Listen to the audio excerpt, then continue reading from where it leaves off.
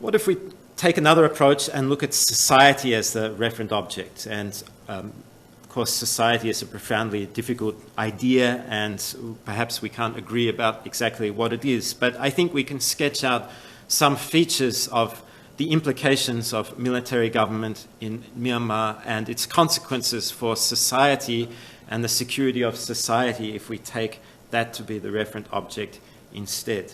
The persistence of warfare, permanent ongoing warfare that's characterized politics and characterized life in Myanmar for the last 65 years is one of the most obvious features. Here, for instance, a group of internally displaced people in the jungle in the east of Myanmar. At one point in time or another, in one part of the country or another, people have been forcibly moved out of their homes and villages. People have suffered as a result of armed political conflict with the state, with state forces for the entire time since Myanmar obtained its independence. And this is significant, there are significant consequences for this phenomenon on society. And if we think about society as the referent object, then that gives a very different complexion to how we understand internal security conditions in the country. Another way of looking at the presence of the military and government and its implications for society as the referent object is through what the term I'm very loosely using here is lawfare. I should say not strictly speaking correctly in terms of the literature on lawfare. But what I mean is simply that police, courts, and other institutions associated with law, associated with the maintenance of law and order, have become subordinate institutions to the militarized state. They perform political functions on behalf of agencies associated with the military. For many years, of course, imprisoning or threatening to imprison opponents of successive military governments, and increasingly in recent years targeting other types of threats. So here, as I pointed to earlier, alleged foreigners responsible for causing violence in the west of the country.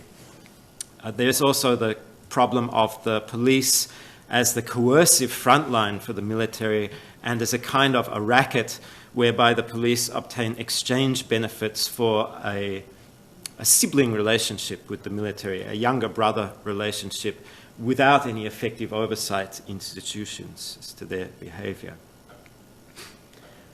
The last point they would like to make about society as referent object, although there are many others, is the obvious consequences for people in Myanmar in terms of their general welfare, living standards, health, educational outcomes in that country are all vastly lower than other neighbouring countries in the region. A tiny percentage of budget is spent on health and education.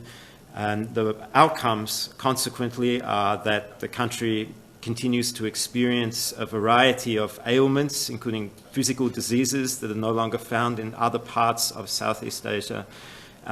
It results in large numbers of people going abroad for work and other consequences for the society that I think can be taken up in discussions. The overarching point here is that, as Nancy Shepherd-Hughes has mentioned with regards to South America, the military is not an educational, charitable or social welfare institution. So when it obtains a position of responsibility over those parts of government, inevitably, in the long run, as in Myanmar, we find a deterioration of conditions for people in those respects. And then if we go back to thinking about society as the referent object and the broad implications of military rule in Myanmar being deterioration of all of these features, I think we have a starting point for further discussion. Let's go to the last couple of points. I generally don't make predictions, especially about Myanmar. I think it's a notoriously dangerous business. So perhaps now looking at this slide, predictions is the word that I shouldn't have used. But here are some things that I think will remain pertinent in the future when we're considering internal security problematics in Myanmar, and some things to look out for and take up for discussion. One is the ongoing legacy of militarization. This is something that's going to persist for some time, even in the best case scenario of the military continuing to withdraw from its frontal role in politics, because militarization in Myanmar has affected all aspects of institutional life, and the consequences of it will continue to linger, especially in the administration of the state, but in other areas of life as well. Secondly, it seems to me that civil war is going to continue until the leaders of separatist groups can be better accommodated, and that's also something that's going to result in a very protracted and slow process of negotiation and reintegration of armed groups into the larger state apparatus and society. Thirdly, communal violence is not going to be a passing phenomenon, but it's going to be a persistent problem over the coming years. Indeed, the re-emergence of communal violence in 2012 reminds us of earlier incidents in 1978, in the 1940s, and in other periods as well. So this is something that it's not just an issue which has emerged with the change in politics in 2010, 2011. It's going to be an ongoing issue. Lastly, poverty and dissatisfaction with the pace of economic change can also become destabilizing factors and may require constant interventions from a variety of sectors. Economic inequality isn't likely to diminish even if the economic conditions in the country as a whole improve. And consequently, this is going to be a cause of constant debate, unrest, and potential security threats in the coming years.